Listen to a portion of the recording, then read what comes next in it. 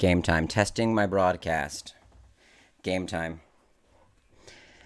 It's game time. We're testing my broadcast, and it's game time. And I'm live. It went from testing my broadcast to live so fast. So here's the thing. I'm live, right? Am I popping? That's the question. That's always the question. Am I popping? Now, I'm doing something different this time around. I'm not live directly from YouTube. I'm going through Streamlabs OBS. Now, it still populates chat. It still populates the chat. So I should be able to keep track of chat at the same time, but I'm a little concerned that it's not keeping track of chat. So, no, it is. It's all right. It says I'm live. This is great. I was bothered that I had to go through this whole Streamlabs thing, but it's great, and it populates chat for me. I finally did it. Okay, hold on. Now, real quick.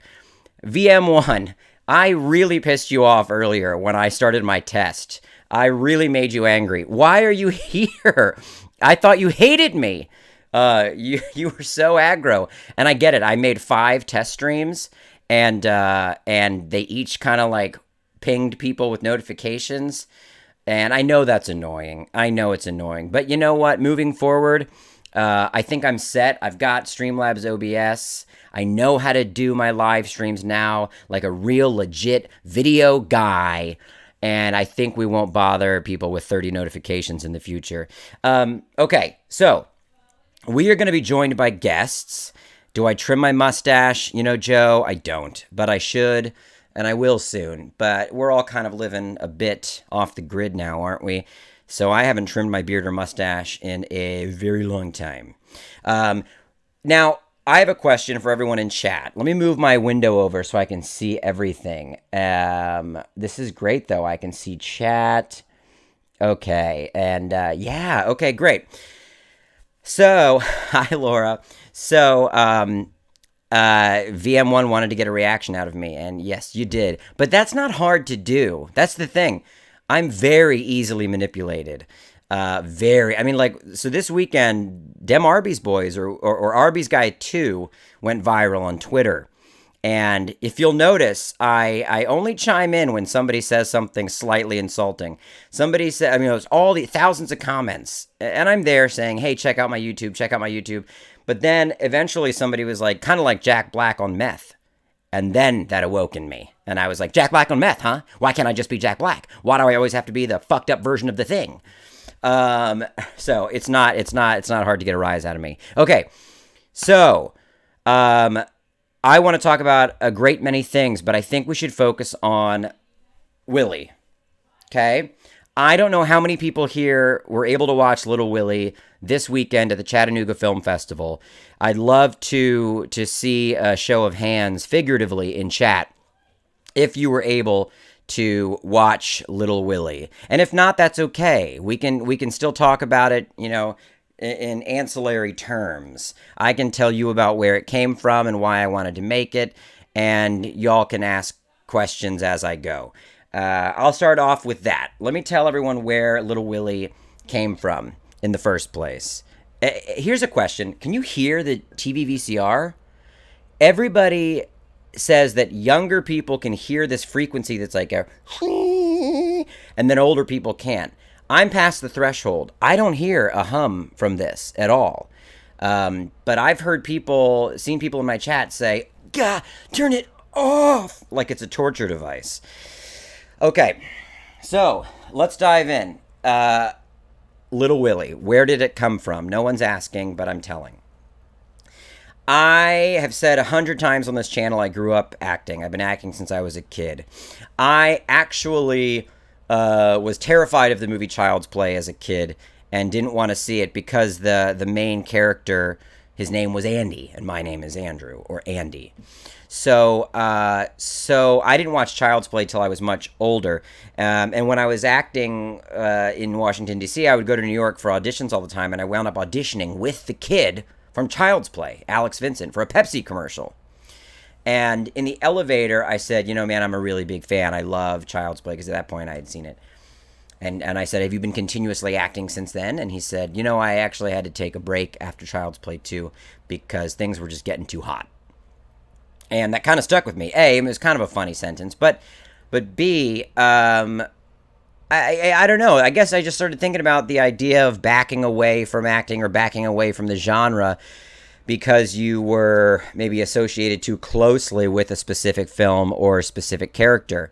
And honestly, the seeds for Little Willie probably started then. The seeds for Little Willie. And that was like, I mean, gosh, this was probably late 90s when I had that audition for a Pepsi commercial.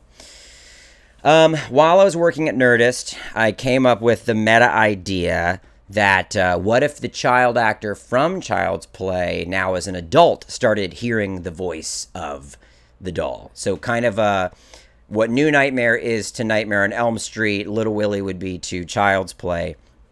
And I started fleshing it out, and I called it Little Billy. Twist, it was originally called Little Billy, as chat lights up with controversy.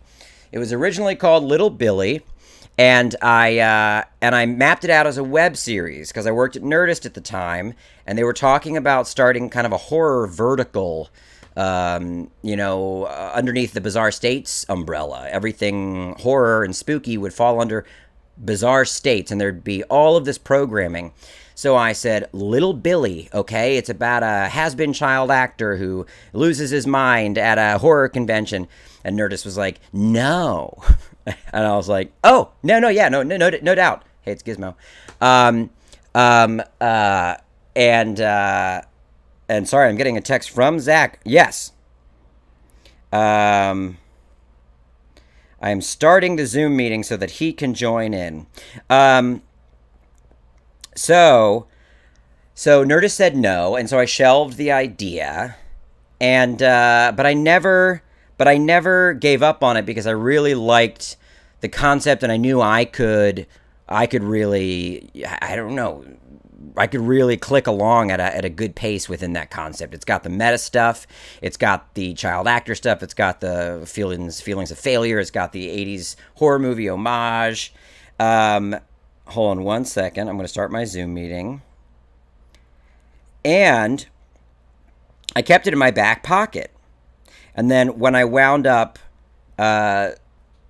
losing that job, I eventually, I thought, I sat in my room and I was like, okay, I don't have that job anymore. What could I focus on? And I had already bought this doll. Because I tend to put the cart before the horse. And I bought the doll when I was pitching Little Billy to Nerdist. Because I was like, y'all, I already got the doll. That's how I work. I get the props going. I commission illustrations prior to the thing actually being greenlit. So I lose my job. And I'm sitting in this exact office. And I'm staring at that guy. Why can't I figure out how to mirror image this? Okay, and I'm staring at this guy. 90% of the stream is me figuring out which direction to point in. And I'm looking at him, and I'm feeling a bit like a failure, right? And I'm staring at that doll, and I think, well, you know what? Little Billy, let's do it. Let's do it. And there was a company that had already made a web series that was a different meta take on Child's Play. Their take was... what if the doll had life and it was animatronic, but it still had its own voice and it was sentient. And that doll was named Billy. So I was like, oh, whoa. And someone, I had come up with the concept of Little Billy prior to ever seeing this other web series. And again, it was kind of the inverse of my idea. Because in our film, the doll's not alive. The man's losing his mind. In their web series, the doll is very much a sentient being. But that made me think, well, I got to change this name. I got to change it. And then I realized, well, it should be Little Willie. What am I doing? The name of the famous song is Little Willie, which I didn't even think to base it off of. This is just a discussion of how I wasn't dialed in from the start. And so I changed it to Little Willie. Also, then you can reference the song, and you can have it be a kind of metaphor, euphemism for him feeling emasculated or him feeling like he has less power because he has no success, because he has no, libido creatively anymore. And then I settled on Little Willie. And in this office, when I was despondent and feeling like a failure, staring at this little creepy boy, I decided to pursue making it not as a web series, but as a short film. And then from there, have written it as a feature. So that's the story of the beginnings of Little Willie origins, if you will, and I hope you will. We are going to be joined by Zach Galligan very soon. Does anybody have any questions for me before we welcome our first guest? And I start the Zoom meeting that Zach's going to join us in. Anybody, any questions? Any questions? Let me just say hi to some people. Hey, Tyler, Matt, what's up? People are popping in chat. Chat is popping off. All right, I'm sorry, I have to lean in to be able to read chat because I'm 52 years old. Any questions about Little Willie? What's in the bag? Okay, that's a good question. I like the t-shirt. Did I pitch it to anyone else? Okay. Little Billy. No, at the time when I worked at Nerdist, it was kind of hard to take projects outside of Nerdist. I mean, that was my job. So things needed to go to them first. And no, not until I lost that job did I kind of even think outside of that box when it comes to production companies. Now, however, yes, I'm trying to take the Little Willie feature script and pitch it all over town, but as you know, town is kind of shut down. No, I'm not actually 52. What kind of computer do I edit on? My MacBook Pro, using Adobe Premiere. We shot the film at Mad Monster Party, Arizona. Does the feature follow the same storyline? Good question. Yeah, relatively so. I mean, it is a pretty clean proof of concept. I think the biggest difference is there is a protagonist named Erika, and she is a huge Little Willie fan that actually has the doll from the original movie. She spent, a year of her life savings on buying this screen-used doll from Little Willie, and that's how Adam Castle gets the doll after not seeing it for 30 years. His super fan, Erika, gives it to him so that he can have it for the weekend for photo ops and signings.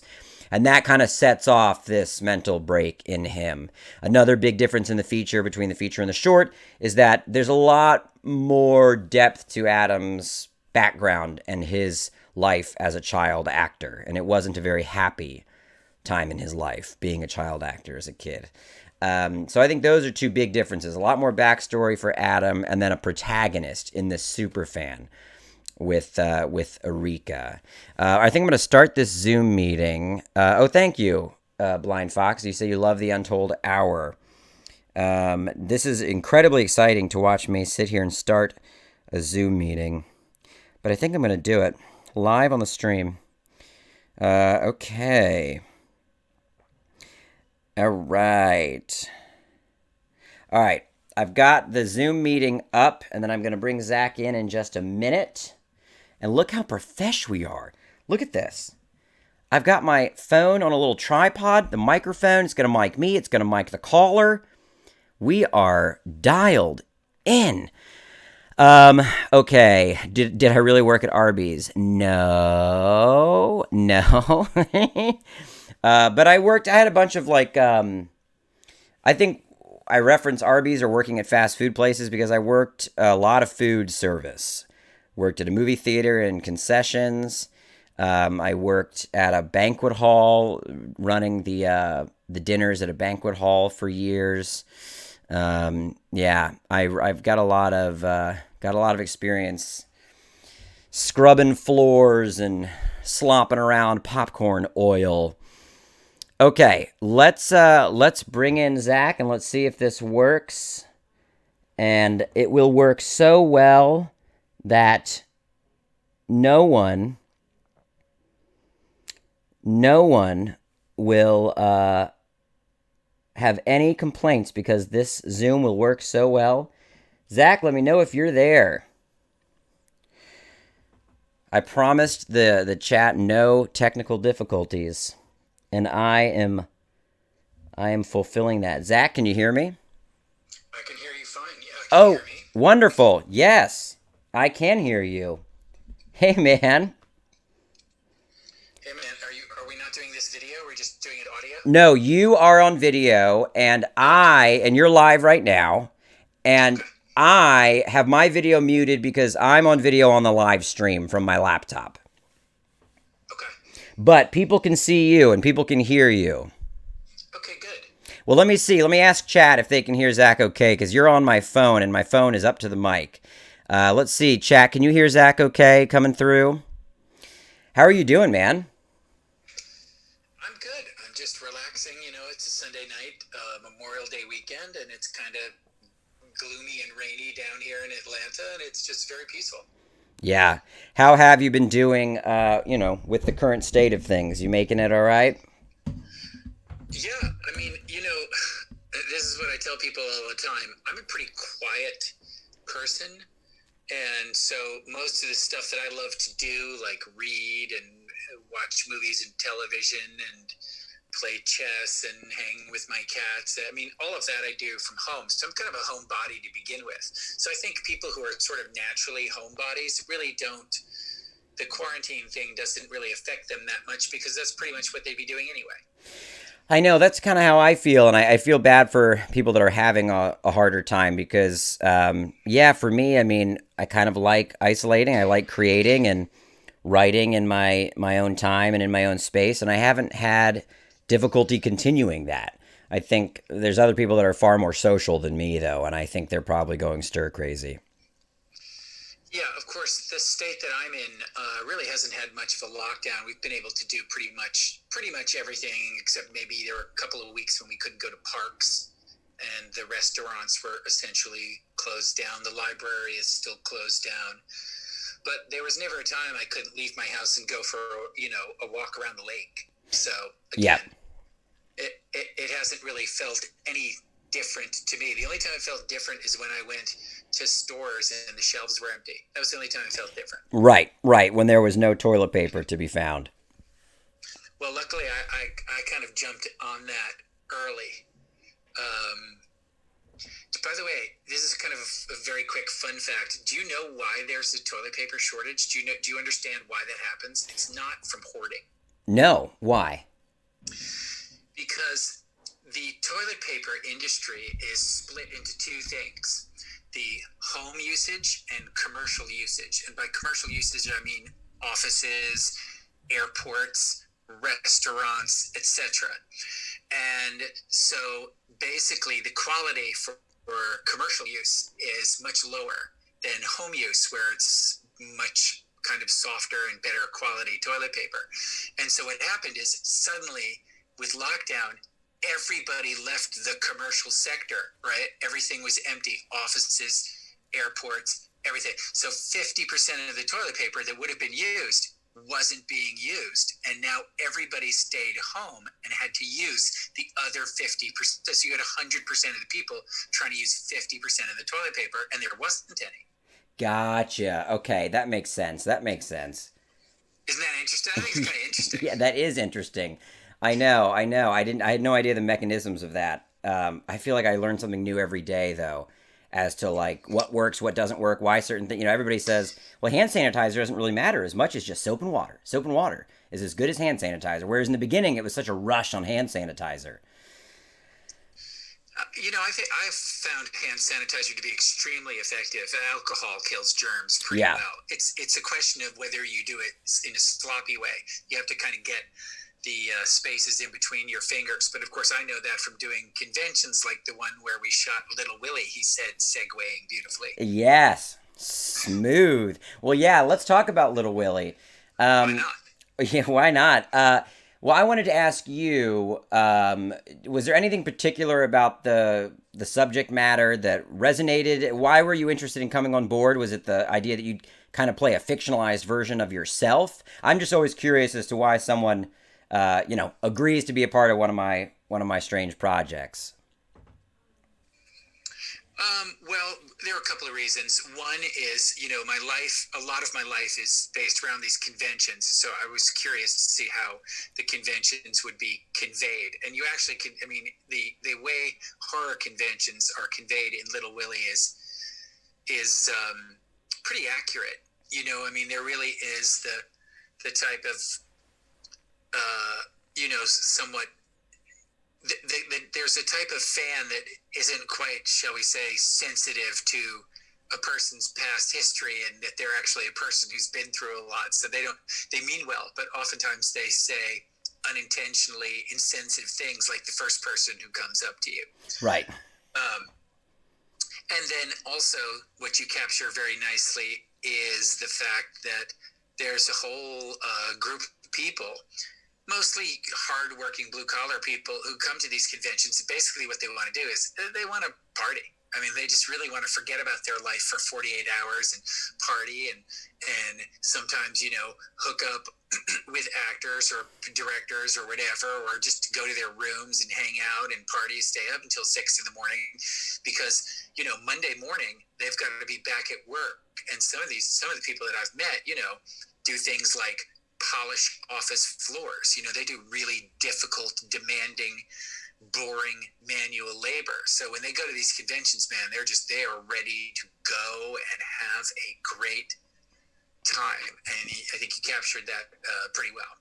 Thank you. Yeah, it's a curious thing, and I've only experienced it in relationship to I do a weird internet character, and people know me for that character, and I don't get it very much, but I will get that kind of duality of I like you, I like what you've done, but now I'll almost, I don't know, make fun of you or undermine the achievement in a weird way, or in the Little Willie feature, I have a fan. Well, I think we do it in the short, but I have a fan saying, "Oh, you weren't in number 3. Well, that's the best one."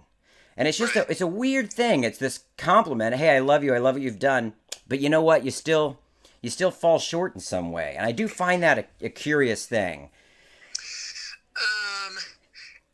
Here's the thing. I really wouldn't put that on convention goers as much as I would put that on just the American film audience in general. The number of people that are kind of like, well, what have you done in the last 6 months? If you have done something in the last 6 months, you're nothing. You know what I mean? Yeah. And it's like, there's that whole, are you hot now, or do you have something hot coming up in the near future thing that Americans are obsessed with? They're obsessed with. And I know that because when I do have something cool coming out, they're so all about that.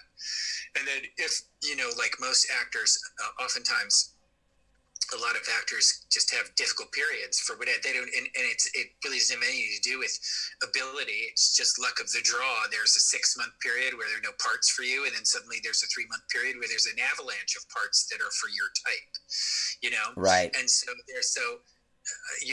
there are times when you don't have anything coming out for a year, and then people like, especially if you live in LA, people are like, hey, Zach, you working? That was the bane of my existence when I lived in LA, because if you weren't working and you didn't have something coming out, it was basically like you had a giant sign on your head that said loser. You know what I mean? Right. And most of the people that asked you if you were working were other actors were being competitive with you. So it'd be like, hey man, what's going on? Hey dude, you look great. Wow, you look crisp. Hey bro, so hey man, are you working? I'm like, yeah, no, I haven't got anything coming out right now. Really? I got 7 episodes of Star Trek coming out. Yeah man, it's recurring, dude. And it's kind of like, hey, you're not working and I am. It's like that nonsense. And it's like that kind of soul destroying stuff is why you have to really be I had no idea when I moved to Los Angeles. I had no idea how psychologically strong you had to be. Because what happens is everybody sees you go up, and then everybody sees you go down, and everybody sees you dip and then rise and fall and rise and fall. And just like in Little Willie, everybody comments on your rising and your falling, and they think they're entitled to. Like that's the kind of thing. There's like you're in a way. So there are certain fans. A lot of fans are not like this at all, but there are certain fans who kind of think that you're just this thing they see on the screen. You're not a real person, and they can just say anything they want to you, like they talk back to you on the screen. You know, Yeah. You ever see people who like talk to the screen, you know, and it's like the person, you know, it's like the person can't hear you, but then they're right in front of you, and it's like, hello, like I'm here, I'm like a human being, like I can hear what you're saying, dude. Yeah. Like, I don't know if you realize this, but you're kind of insulting me. I know it is that kind of one-sided, and that's why in Little Willie, and it's even amplified in the feature script that I've written. But people just kind of yell the quote at him. You know, they just yell it at him, and there's no real offer of engagement. There's no, hey, this meant something to me. Hey, this. It's just like they yell. It wasn't me. It was Little Willie. LOL. I'm like, okay, well, that wasn't really a two-way interaction. And you're right about the psychological aspect of kind of hacking it in LA. I remember one time I went back to the East Coast where I'm originally from, and one of my buddies had said, like, so what are you up to? And I just kind of walked them through a few months of, well, I pitched this and that didn't go anywhere, and so I worked on this and that didn't go anywhere, and then I self-financed this thing, and I made a sizzle reel for this and that didn't go anywhere, and then I got this meeting and turned out they weren't interested. And I mean, when I got to the end of my explanation, my buddy was like, God, it sounds exhausting. It's like I thought you were gonna say something different, because one of my favorite stories that's kind of exactly very similar to that is that I was up in Vancouver, and I had just done an episode of a TV series called The Net, based on that Sandra Bullock movie. This is like 98. And for the first time in a long time, I think I had like 3 things in the pipeline coming out, which for an actor is, you know, unless you're like Brad Pitt, that's pretty rare to have 3 or 4 things coming out. That's a lot of stuff to have in the pipeline. Yeah. Most actors like do a thing, and then that comes out, and then they get another thing, and hopefully that comes out, and then sometimes 9 months goes by and they don't get anything. So I got in the car on the last day, like for my last shot, and the guy was like going to take me back to my hotel, and then I was going to get the car back to the airport and go home. He goes, so you finished? He was just my driver at the time. He was a nice guy, you know. He just didn't know any different. He goes, so you done, huh? And I go, yeah. And he goes, done anything other than this? And I was like, got anything other stuff coming out? And I was like, yeah, I just did an episode of Star Trek Voyager. Oh, good for you. Anything else? And I was like, yeah, I got an episode of Love Boat, The Next Wave coming out. Oh, good. Anything else? And I had something else. I can't remember what it was. And I said, yeah. And I go, cool. And he goes, oh, wow, good for you, man. Anything else? And I turned to him and I said, isn't that enough? Yeah. How many freaking things do I need? Exactly. Like, I got 19 things in the pipeline. Shut up. Well, it's also, you never know. I always find you never know what will have value. I mean, out here, I feel like, you know, it's, hey, well, I have this viral video. Oh, cool. We don't care about that anymore. Oh, well, here's a short that's going to festivals. Oh, yeah, no, we don't care about that. Oh, here's an experimental feature I made. Oh, no. Do you have anything viral? Yeah, I did a few months ago. Oh, no, what about a short? No, I did that too. It's like you're always chasing this moving target, and the value system is constantly shifting. And I know that's what it's like for actors. It's just the value system's constantly shifting. Yeah. Let me ask you a question about the horror genre specifically, since, you know, Little Willie takes place at conventions. Why do you think, and I have my own theories, but why do you think horror as a genre attracts such fervent, is that the word? Fervent fans or dedicated fans? You know, they don't have romantic comedy conventions. Why is it that horror has such dedicated fans that flock to these events, including myself? I mean, I go as a fan as much as I've gone as a filmmaker or videographer over the years.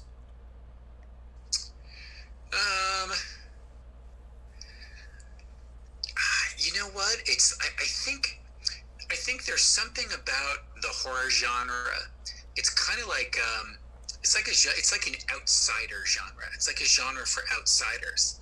It's like a genre for outcasts and like people on that outside looking in. That's kind of how I feel about it. Like if you go to a Comic-Con, you know, there's a bunch of huge differences between Comic-Cons and horror conventions. For example, the most glaring one is Comic-Cons are all about right now, like right this second. Right. Oh, Gal Gadot's got the new Wonder Woman coming out, and let's look at the coming attractions for the new season of The Flash and Walking Dead.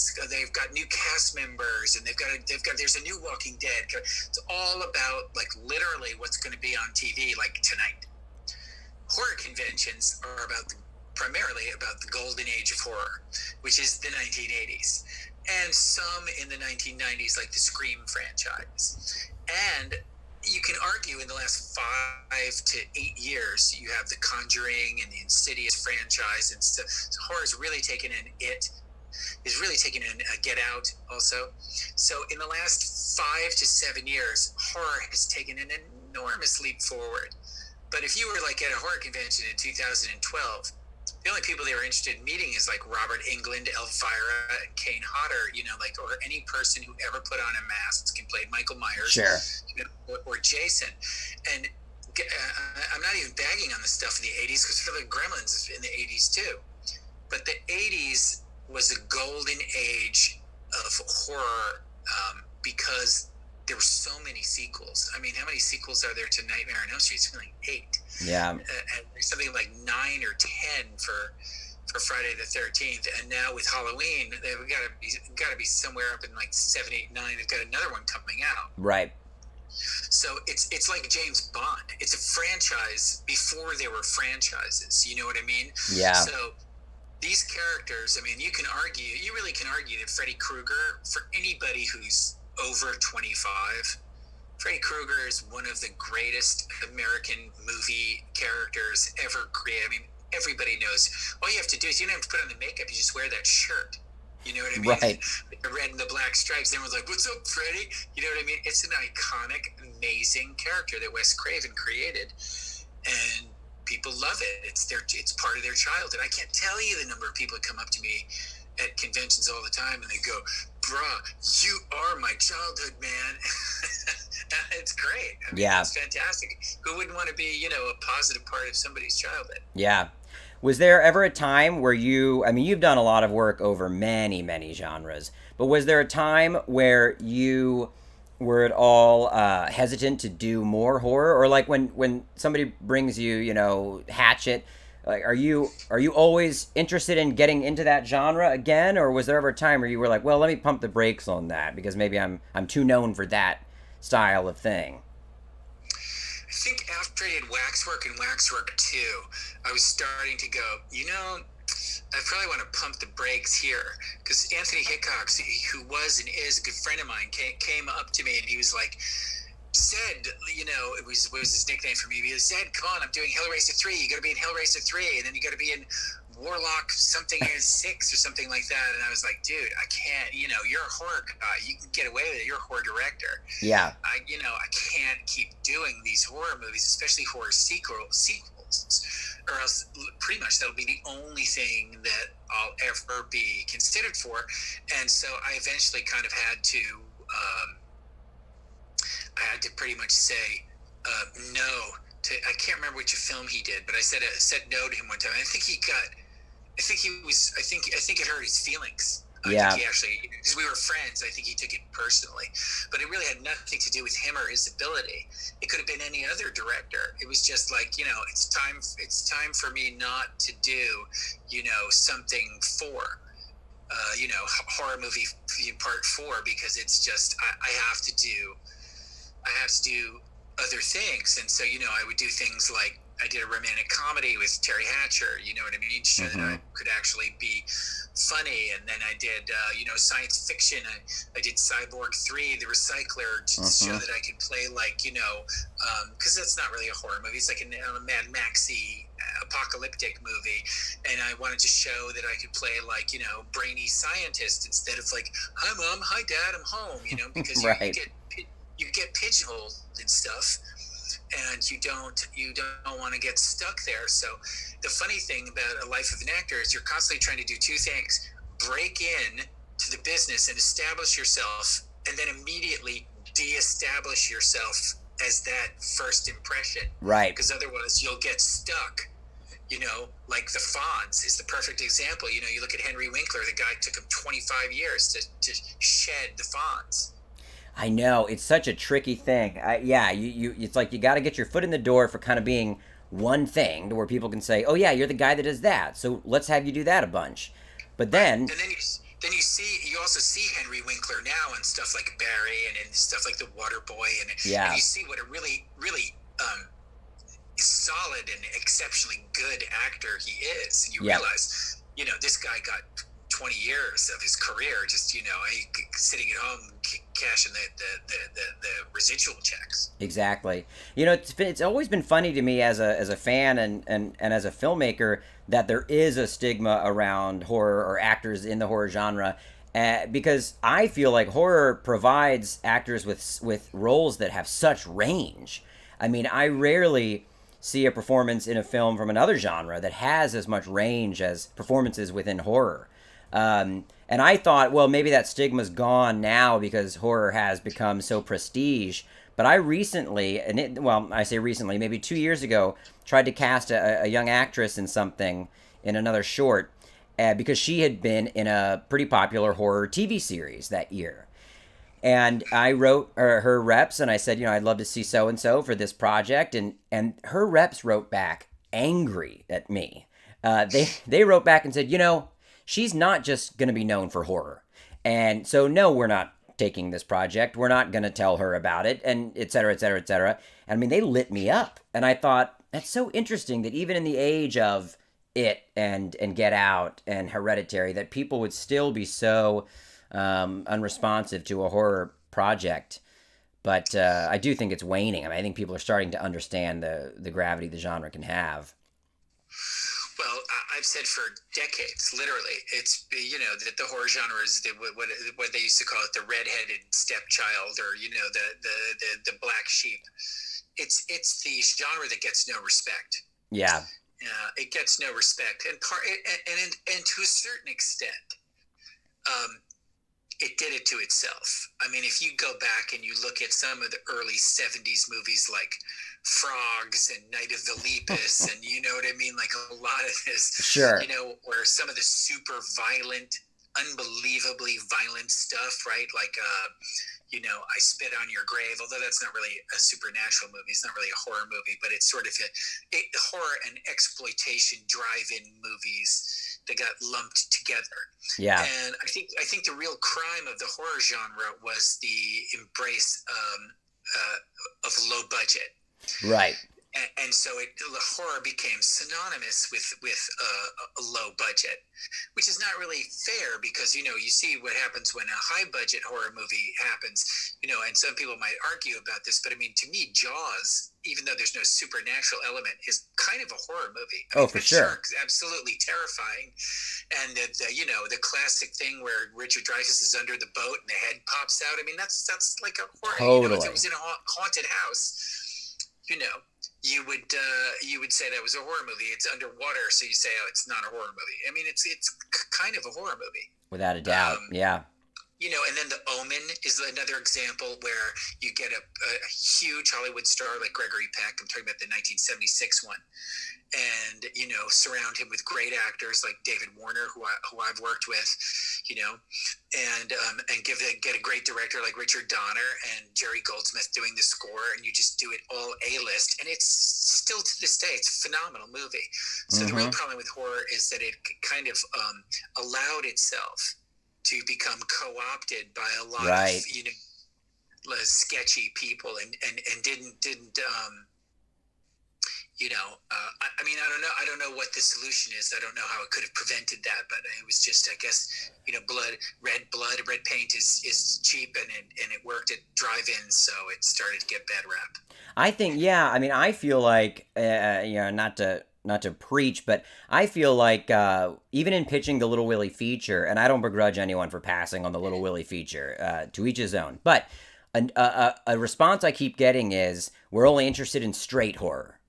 And that response always befuddles me because I think, well, you could say, okay, you mean straight horror as opposed to something that has tinges of comedy or levity. But when I look at the horror films that I love and that are classics, their personalities are a lot more diverse than I think people choose to remember. The humor and the humanity in things like Jaws and I mean, so many horror films, and obviously when I look to like the work Joe Dante has done and that you were a part of, there's such a blend of humor and darkness, whereas I think people on the cheaper side of things tend to degrade horror. They define it as straight horror, but I think they mean cheap horror. I think they mean lowbrow horror. And the more people only seek out that, I think the genre will suffer. I think you have to open up the genre to be a more well-rounded personality, have humor, have different perspectives, have different voices, and yeah, not just be going for a kill count. Well, some people are really just purists and they don't like to see comedy get injected in things. If you look at music as a different example, Frank Zappa, who I always loved when he was alive and putting out records, he would always ask the question, like, does humor belong in music? Because people would always say to him, like, dude, why are your songs so silly? Like, why can't you be serious? And he's like, well, that's like saying, why isn't every movie a drama? Because life is funny. You know what I mean? And so it's the same thing. If you're a horror purist, even Hereditary to me has some, and Midsummer. For sure. Some hilarious stuff in it. There were times when I burst out laughing, and I'm like, "This director has to be joking with this particular sequence." I think so. I mean? Yeah. I think he actually does. He actually puts some grotesquely funny stuff in both those movies. I think without a doubt. Yeah, and I even think, The Lighthouse, in comparison to The Witch, I think you discovered that director has a real sense of humor. And yeah, I haven't seen The Lighthouse yet, but I can tell just from the trailer. Yeah. The way that Willem Dafoe is kind of, yucking it up a bit. Totally. There's a lot more room for almost self-parody. Oh yeah, without a doubt. Well, I don't want to take up too much more of your time, but I wanted to just ask, did you have any stories or anecdotes from the weekend that we shot Little Willie, or any specific convention anecdotes you'd want to share? Anything funny or interesting come to mind? I mean, I've done conventions for so many years. You probably have a lot of stories. Well, most people don't realize. Most people, I think that the convention thing is a fairly recent phenomenon, and to a certain extent, it is. In terms of the big budget ones that you go to, where you walk into some, like I did one in Salt Lake City, Utah. I think it was a Comic-Con, but you walk in and it's 60,000 people in the Salt Palace. That's a new phenomenon. Yeah. You know what I mean? I did one in 2015 in the Olympia in London, 110,000 people over 3 days. Like, that's just staggering numbers. Mm-hmm. But the first convention I ever did was in Los Angeles in like 1994, 1995. It was a Fangoria convention, and it was at the Airport Hilton in LA. And it was much closer to like the scene like with Mickey Rourke and The Wrestler when he goes to the convention, like signing stuff. It was a lot more. It was kind of sadder. Sure. Like I was there, kind of going like, should I even really kind of like be here doing this? You know what I mean? But then of course people start handing you money, and you go, whoa, this is like crazy. Yeah. But so I've been doing conventions for literally 25 years, on and off. They kind of faded out in the late 90s and then got really revived in the mid 2000s, 2005, 6, 7. And the thing that maybe most people don't realize that changed the entire convention business was all the kids from Lord of the Rings doing it. Elijah Wood, interesting, and Sean Astin, and Billy. But once, and you got to remember, 2005, 6, like the movies were only a couple of years old. So once you had modern, hot people, and I mean hot in terms of like hot in the business. Yeah. I mean hot in terms of like they're attractive, although people can argue that. But once these like hot stars were like, hey, I'll do conventions, it was like the first couple that went out on the dance floor, everybody followed. You know what I mean? And so I'll just leave you with this. I know you have to move on and talk to other people, which is totally fine. But, all good. But this story I just wanted to tell that was funny, that it kind of dovetails back to Little Willie about everyone knowing you for like this certain line. People ask me a lot, like, did you ever have Gremlins fatigue? Like, were you ever just like over it? Just because I'm so associated with it. Yeah. And there was a time, it was right around, I would guess, 1999. I was living in Los Angeles, and I was living right near where the Grove is now on Beverly Boulevard, Stanley. Yes. And there's Buzz Coffee on the corner, and it may still be there.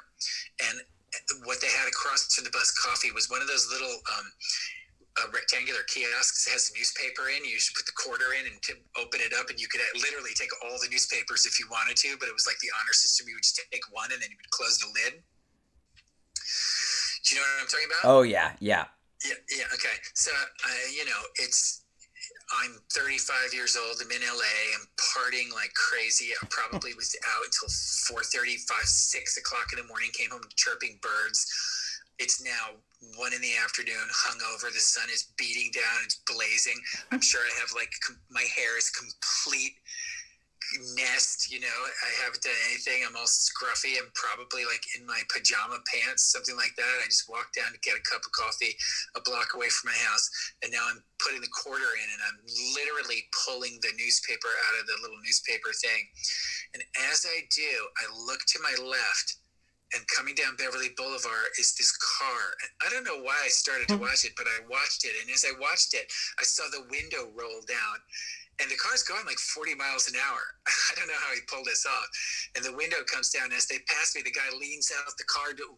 Just as he passes me, he leans out the window and he goes, bright light, and drives past me. And I'm like this, holding the newspaper hungover going, how did that guy see me from 200 yards, roll down the window just in time to scream bright light in my face and drive away? That's crazy. How did that happen? Yeah. What is and then I just remember walking back going, I am so over that freaking movie. I was so angry about it. That's amazing. But then, of course, just to wrap it up, the internet came along and really resuscitated Gremlins and made it, it took it from sort of a cult movie to one of the best movies of the 80s. Totally. American classic, Back to the Future, Gremlins, Ghostbusters. Totally. So that obviously, that rebirth of Gremlins in the mid 2000s to starting, and really hitting its, well, it hasn't hit its peak yet, quite honestly. Yeah. It hasn't. It's still keep going up and up and up. And now, for those people who don't know, you've got that 10-part Gremlins Secret of the Mogwai animated series that I found out the last day of shooting on Little Willie. I know. I remember that. I remember that news hitting while we were filming. July 1st, yeah, it was our last day of shooting. We were shooting that last scene in the movie. Yep. And I was like, oh my God, it's a 10-part thing. And they just announced it. It's that was huge news. It's the first thing they've done with the franchise in 29 years. That's awesome. I know. And I don't doubt it will keep getting repopulated into pop culture because it is iconic. I mean, you caught me with Gizmo on the desktop on my phone or on my laptop while we were filming. Yeah. And, I watch those films on a loop because I do think they captured something really magical, and it's specific to that era, but I also just think it's good, it's solid filmmaking, and it's solid performances from everyone involved. Well, thank you, Zach. I appreciate you, being in my film and also joining me tonight, and I do hope we get to work together again. I thought you did an amazing job. I remember when we started rehearsing, I just remember feeling, it felt so good to be with actors that are experienced, that are professional, and it made me realize the film was going to be elevated. And, it was kind of a mad dash getting to the con to pull it off. And then once we started rehearsing, I just felt so good about the whole thing. And that was definitely due to your involvement and Adrian's involvement, kind of putting me at ease. So thank you for that. Well, thank you for the opportunity, and you're very kind. And it was fun. It's always fun playing kind of an imaginary version of yourself. It's actually one of my favorite things to do because now, after almost 40 years, I kind of have like a version of myself that I can make fun of. Yeah, exactly. All right, awesome. Well, thank you again for joining me tonight, man. Sure. And now we're going to talk to Adrian, so I'm going to sign you off, and you Perfect. Stay safe and have a good rest of your weekend. Thanks, everybody. Thank you. All righty. Okay, so that was Zach. And now I'm going to bring on Adrian. Here we go. That was a great conversation. Let's see if this works out. I actually am surprised that I haven't had any technical issues. Adrian, you let me know if you can hear me. And I have you here on my little live stream. Let me know when you can hear me, Adrian. I can hear you. Oh, wonderful. This is actually... I've been so proud of myself tonight. I've had no technical issues so far. Oh, that's great. Well, thank you so much for joining me tonight. I hope you've had a good weekend so far. Yeah, I don't know, where are you? Are you... Yeah, I'm just in LA. You're in LA, so you know how beautiful it is today. Yeah, it was. It was a really nice day. Yeah. And I was just talking to Zach right before we brought you in, and he was saying that he's quite a homebody, so he hasn't had too many issues with this kind of self-isolation. How have you been doing during this whole craziness? You know, I've been fine. I've been able to continue doing some of my voiceover work because my son, William, who is a music producer, has, a complete studio here at the house, and so that's been good. I've been able to send a lot of stuff in, working with him.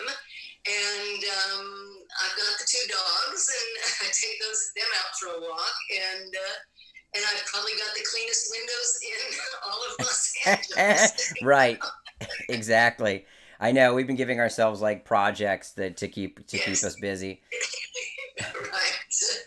Well, I wanted to talk to you about Little Willie. I mean, we can talk about a number of things, but to start off, just talking about the film, I was so happy that you came on board, and I wanted to ask you, and I asked Zach the same question, was there anything that kind of resonated with you about the project, or what made, I'm always curious to know what makes people kind of take the leap and join up with one of my weird projects.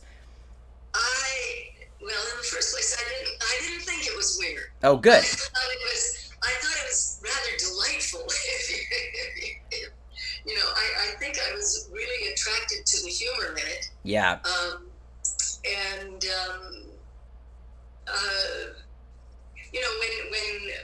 When I was first approached by it, you had gotten in touch with my convention manager. Right. Sean Clark, who raved about you and said, I think this is such an exciting project, I may even get involved with it myself. And Yeah. I said, well, wait a minute, is it union? That was my first question. Exactly. And when word came back that, yes, you were doing this, union, then I said, okay, now I'll read the script. Totally. And I just wanted to do it. Plus, it was so easy, seeing as how we were all going to be at the, was it Mad Monster Party? Was that the convention? It was Mad Monster, yeah, and that was one of the, Right. That was kind of, finding the location was one of the things that made me kind of fast track the production, because that was so difficult, finding a location, a live event, a live convention that we could film in. And then once Mad Monster Arizona said we could do it, I started hurriedly trying to lock down talent, and the fact that we got you was great. It made it feel meant to be. Thank you. Yeah. And I'm really pleased now, having seen the final project or the final version, that I did it. Yeah, well, thank you. Were there any hesitations filming at a live convention? I mean, you've been a part of so many projects over the years. I'm sure you've been in crazier situations, but was there anything Crazy, yes. was there anything daunting about filming at a live horror convention, especially one where you would undoubtedly be recognized, and there were fans all around? What was that like for you?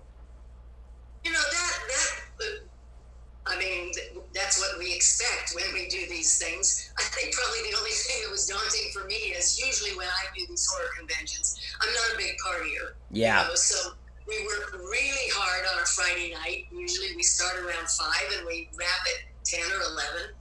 And then up early. And most of the time, it wasn't the case in Arizona, but most of the time, there's a time difference. I've been in LA, and if I'm in Baltimore or something, getting up at 9 o'clock in the morning is really getting up at 6 o'clock in the morning for me. So then we're working all day, and those parties and things that come along Saturday night, I'm back in my room ordering room service and reading a book or watching TV. So this came along, and I thought, oh boy, that's going to be a long day. Yeah. But you made it so easy, and I think we ended up filming some of it Sunday morning before. Did we shoot Saturday morning before we started the convention, or Sunday morning before we started the convention? I want to say it was Sunday morning that was our early day. We had and that still worked out perfectly. It was it was a very smooth. You had your shit together. Well, I appreciate it. Yeah, we've been, my job prior to this short was working for a nerdy video company, and we shot it at live conventions so often. I mean, I've shot field packages more than I can count, but we've done narrative projects at these conventions. We've done music videos and little shorts. So we kind of knew what to expect, and we know that at conventions it takes, 3 times as long to get across the floor of the convention than you expect it to. So I was surprised that everything kind of wound up going as planned. I mean, for the amount that I was on edge, just because we're shooting in a hotel, we're shooting at a convention, nothing truly went wrong. So I was very pleased. Yeah.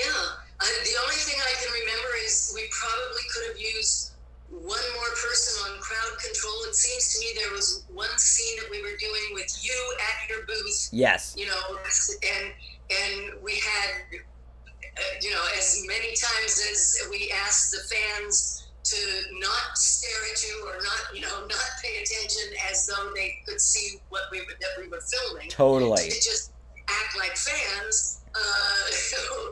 There were 3 or 4 times we had to do several takes. Yep. Just to keep the guy in the background, I know. That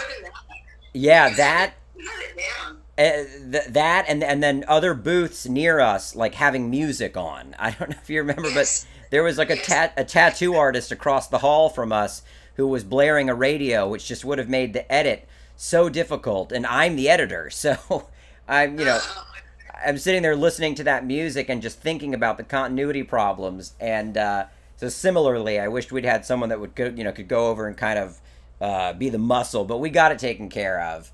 We did. And then the only other thing was in the last scene where I'm running down the hallway. Yeah. Screaming, it was like, we've got to let all the people in all of these rooms know not to come out of their doors. There's nothing wrong. Yeah.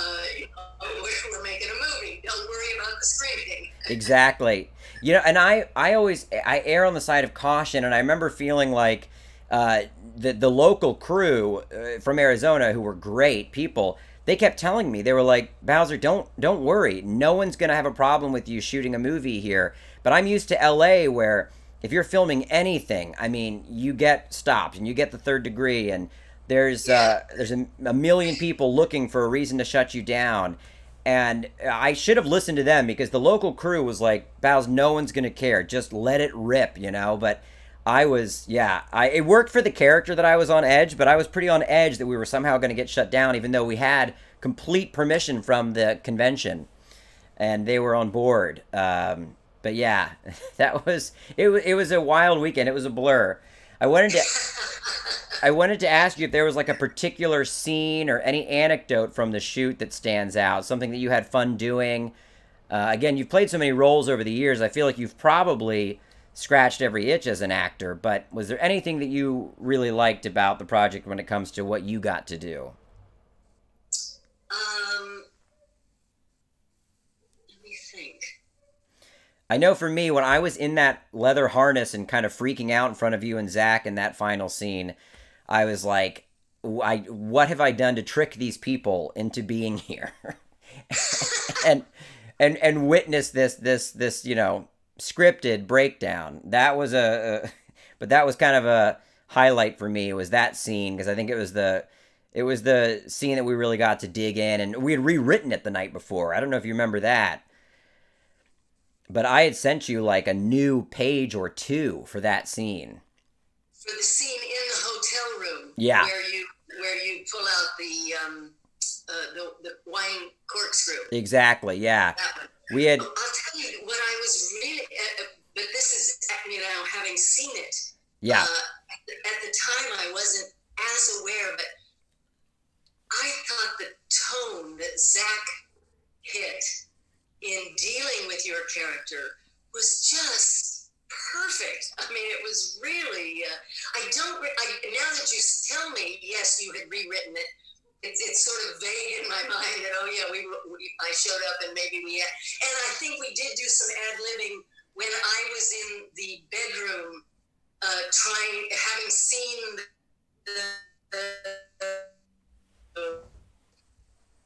we don't want to give it all away because maybe some people haven't seen it yet, but having seen what was going on in the bathroom. Yes.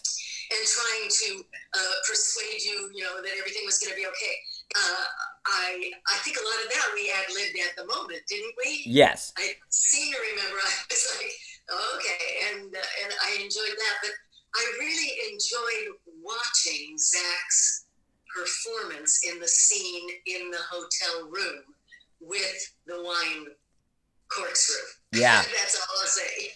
I agree. Yeah. It was just right on.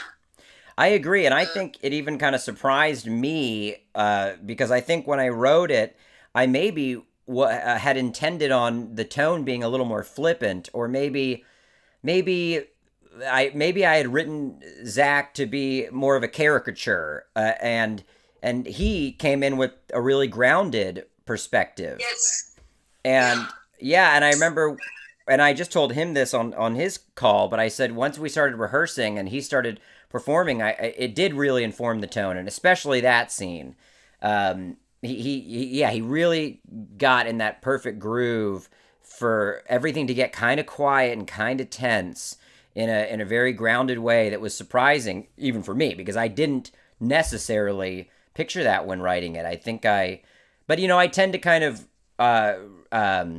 I know that actors will bring their own perspective to things, so I don't fill it out too much in my head. So I was so glad that he hit that the way he did. But you too. Yes. I mean, I love the scene in the lobby of we shot it at a restaurant, but the hotel lobby, when you're giving advice, I think that's a great tone where you're trying to help, but I don't think your character knows just how dark things are for Adam. So I really like that. I really like that interplay. I had a good time filming it.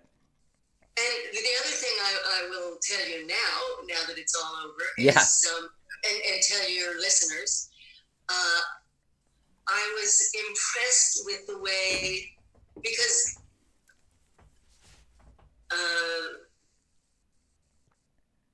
I was impressed the way you did your work and then turned to, and oh boy, I mean, everybody's name has gone out of my head. But it's all good. My producer, Brendan, or the DP, Dan. Yes, your producer, Brendan, for an honest evaluation of what you had just done, and should it be a little more this, should it be a little more that?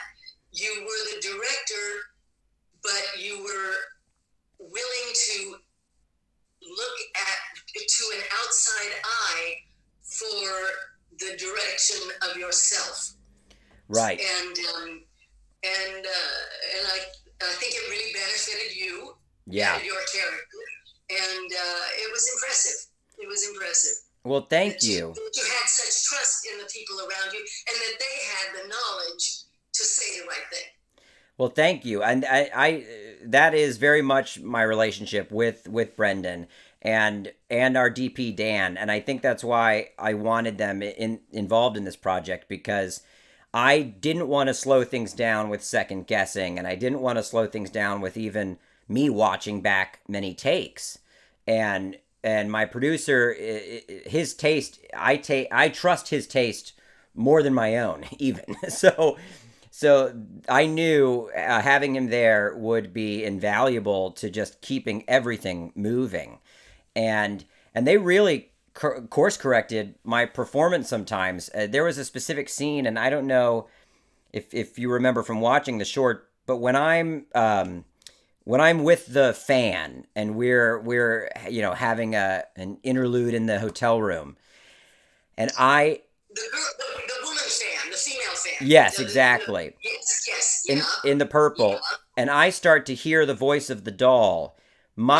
And then I ask her to put the doll away. Well, my initial instinct was to play that very big and as if I was coming unraveled. I mean, I said, "Hey, could you do me a favor and put that doll away? He's really bothering me." And basically, unhinged to where she would see that I'm unhinged, and and I did it that way probably 3 times, and then both Dan and Brendan said, Bowes, I think you're trying to hide the fact that you're unhinged to her. So if anything, you'd be trying to play it cool, and you'd be like, "Hey, would you mind putting that doll away? He's bothering me." You'd kind of sweep it under the rug. You wouldn't look like a complete lunatic.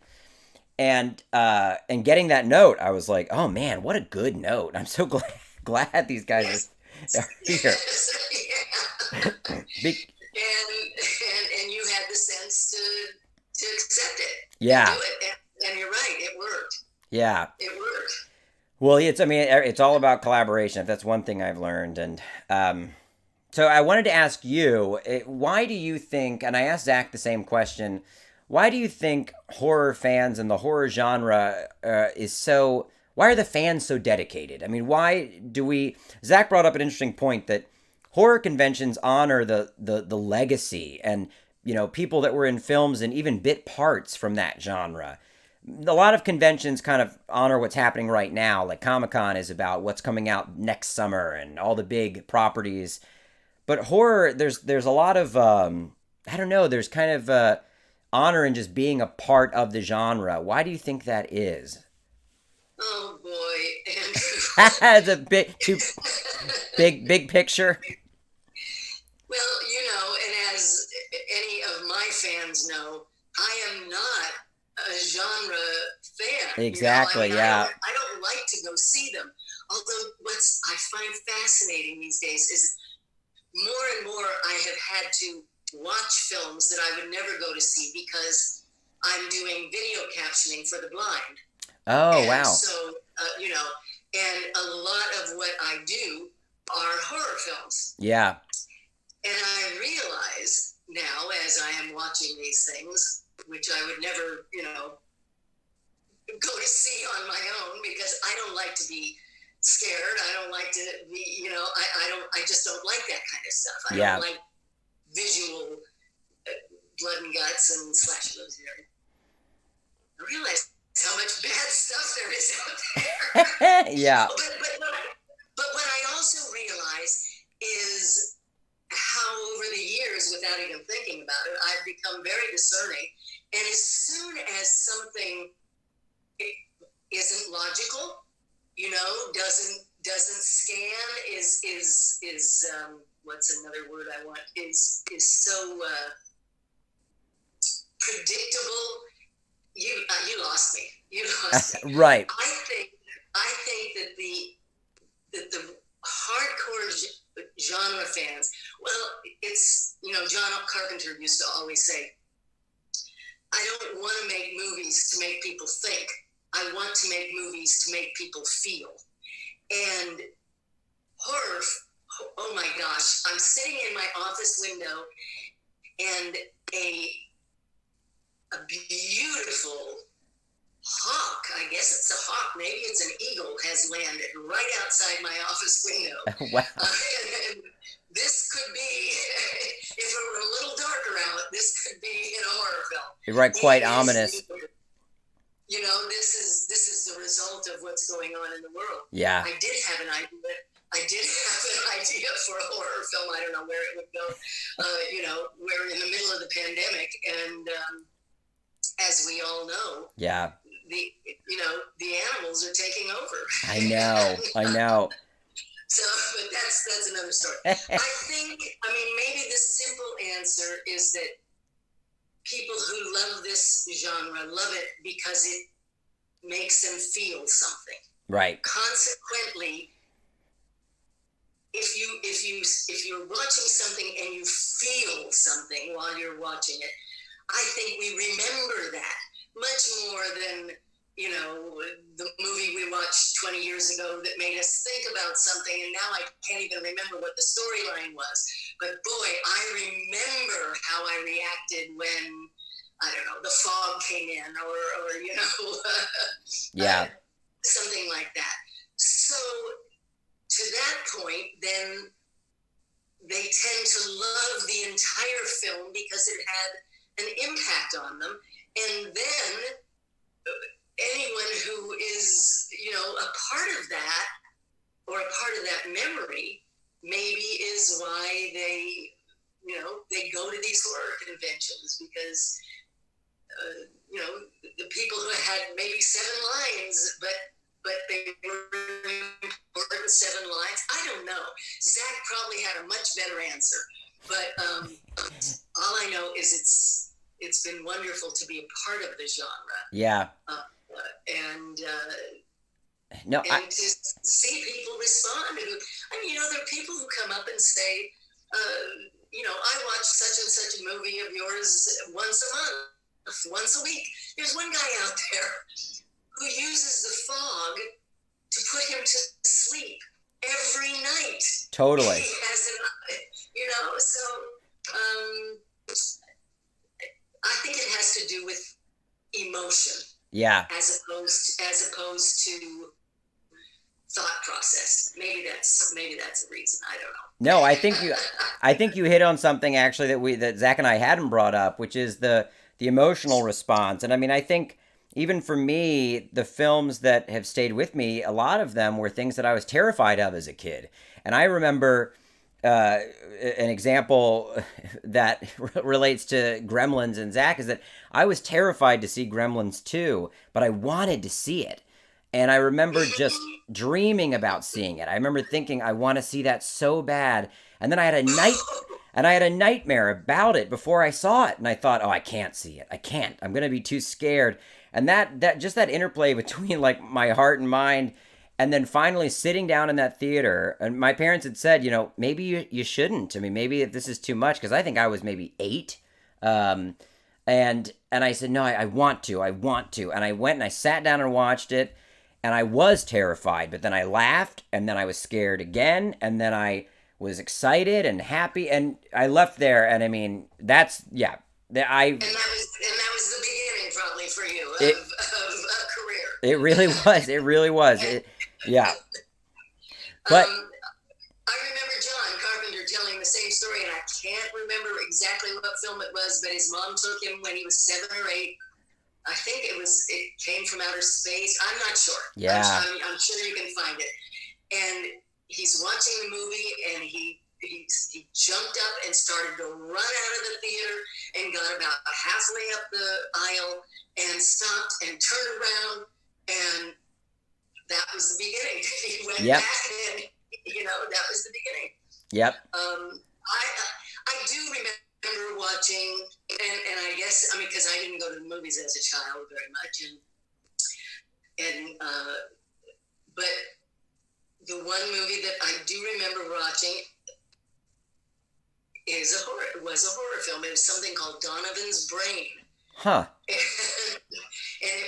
it stayed with me. I mean, I think I see a brain in a jar or something. I don't know, but that must have stayed with me, and you know, that's a long time ago. Yeah. Well, I wanted to ask you. I mean, you've been in many genres. You've acted across all genres, but have you felt your roles in horror were allowed you to explore more as an actor, or have you found horror to be more restrictive? I would, and this is me as as a fan, surmise that horror allows the opportunity to go to a lot of extremes.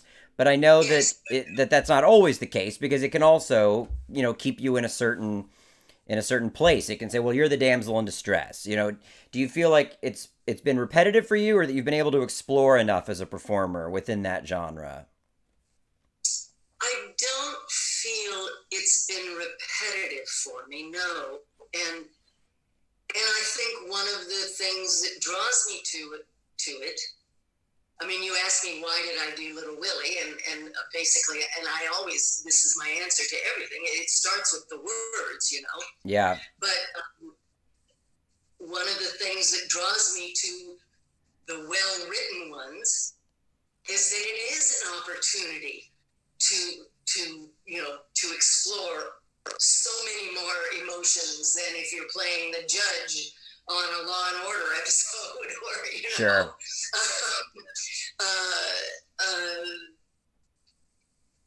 So yeah, I mean, I love doing them. Yeah. I just don't like seeing them. Yeah. That's so interesting to me, but I get it. I mean, as I grew up being afraid of them, and then I think at some point I just kind of dove in and haven't looked back. Well, I want to just thank you for not only being a part of this stream tonight, but being a part of the film. I think I already said it, but you and Zach coming on board really made me feel like, it was meant to be, and that we had a mission to accomplish. And also, you on set made mention to me about we talked about how I had planned this feature script, and you told me, like, well, make sure you've cracked that nut, because it's a hard nut to crack sometimes, the short to feature expansion. And yes. And I really took that to heart, and I think thinking about that and focusing on that word of wisdom helped me crack the feature. And I as I was writing the feature, kept that in mind, that, like, I don't want this to just feel simply stretched, but I want it to feel like we're really exploring further territory by expanding the runtime. And so I appreciate you having that conversation, that dialogue with me, because that really helped. And I do like the feature script, and I hope to make it one day. So thank you. Too, having been complimented to you allowed me to read an early draft. Yes. I think. And I thought of one other thing. You asked me why I agreed to do it. I believe that Sean Clark showed me, or maybe you sent it to me, the GoFundMe. Oh yeah. The little, whatever you call it, the little clip that you had done for the GoFundMe page. Totally. And I loved it. I thought it was so unique. It was just so great. I have a friend in New York who has written a series, and he was talking about doing GoFundMe. I said, you've got to look at this. He did such a fantastic job. That's the other reason I said, yeah, I want to do this. Because I was very impressed with that. That's awesome. Thank you so much. When I shot that, I thought, I don't know if this is going to be a good example of what I hope to pull off, or a bad one, but I'm glad it worked, because it was a lot of fun to film, and it definitely helped me get traction in getting the financing together. Yes. Well, thank you. Here's to the feature film. Exactly. Here's to the feature. And maybe next year, Chattanooga Film Festival will be live. Exactly. And everybody will be there, and they can be seeing the feature. Exactly. Hopefully. Yes. I hope so. Well, thank you so much, Adrian. Thank you for joining us, and thank you again for being a part of the project. Sure, of course. All right. Have a good rest of your weekend. Bye-bye. Bye. Well, there we go. I mean, 2 solid interviews back to back. So far, no problems with the live stream, I don't think. My copy of Gremlins 2 got to the end, and I was going to rewind it, but I thought that would be too loud on the stream. We've been going since since 5 o'clock my time. So I feel like it's time to wrap it up. But I wanted to at least ask if chat has any other questions for me. I can remove this now because I don't have any other guests other than Willy. Willy, would you like to say anything? Fuck off. All right. Anybody have any other questions for me? And they can be Onyx questions. They can be Demarby's questions. Anything else? I feel like there's always a lag in chat. So once you put out the call for questions, there's always 30 seconds of just staring at chat. Yes. Oh, the BowserVid store link doesn't work. We'll get that fixed. Essential Chris. Reminder to everyone, Chattanooga Film Festival is continuing throughout Monday. So you can, if you haven't watched Little Willie, you can still get a badge and you can watch not only Little Willie, but you can watch a lot of other movies. There's so many other movies at the Chattanooga Film Festival this weekend. Do I watch Red Letter Media? I do quite frequently. I watch their videos like every so often. Thank you. Check out I'll check out. Yeah, and so for anyone that's wondering, we want Little Willie to kind of do the festival circuit as much as it can. I know it's all wonky right now because of the pandemic, but there are a lot of festivals that are trying to get digital or virtual or online versions of their festivals off the ground. And Little Willie's been accepted into a few other festivals. So we're going to keep it on the festival circuit for a while, and as we try behind the scenes to get the feature going. And then maybe it'll be available online publicly. But we want to kind of give it some time to gestate on the festival circuit. When do we see another Onyx the Fortuitous skit?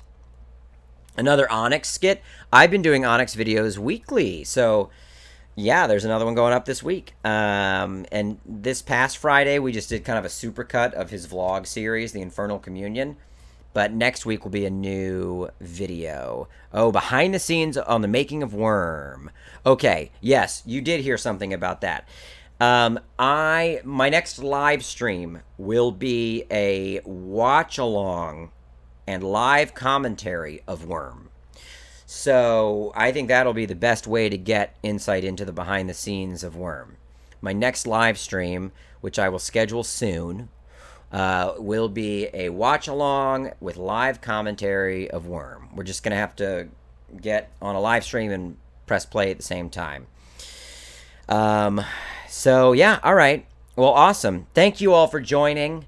I'm so glad everything went off without a hitch, and I'm so glad people have seen Little Willie and will hopefully continue to see Little Willie. You know, stay locked to Bowser vids. I sound like an influencer, but stay locked to Bowser vids. Make sure you like and subscribe. Smash that like. How much of Onyx is scripted and how much do I improvise? I don't improvise. I have to memorize that stuff. I mean, when I did that live stream as Onyx, it was improvised, but it's hard to get into his rants improvised. If I could remake a classic horror movie, what would it be? Dude, Tim, you coming out here with them hard questions. Psych. That's easy. Pumpkinhead. I have a whole pitch for a Pumpkinhead remake that exactly no one has asked for, but it exists in my notes on my phone. So Friday Faves, are Friday Faves over forever?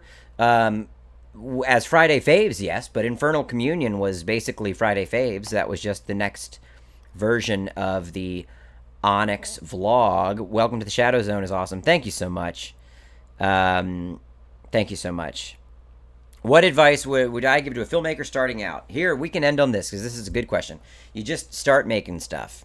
Just make stuff, because I think the most important thing for any filmmaker is to find their voice. Not only find their voice creatively or as a writer, but find their voice and get it to a point where what you shoot and what you edit reflects that voice. Because you can have an idea and you can say, well, that's my voice. And then you shoot it and you edit it and you watch it back and you're like, what the fuck is that? That's not what I meant. What the fuck did I do? So the trick is getting that voice to be consistent all the way through the final product. That's what you have to practice. So start shooting stuff on your phone and then watching it back and kind of judging whether or not it really communicated what you set out to communicate. Because a lot of filmmakers, I think there's a disconnect between the original idea and that final presentation. That's what you got to get honed in. the voice making it all the way through the process. Okay, on that note, thank you very much for joining me.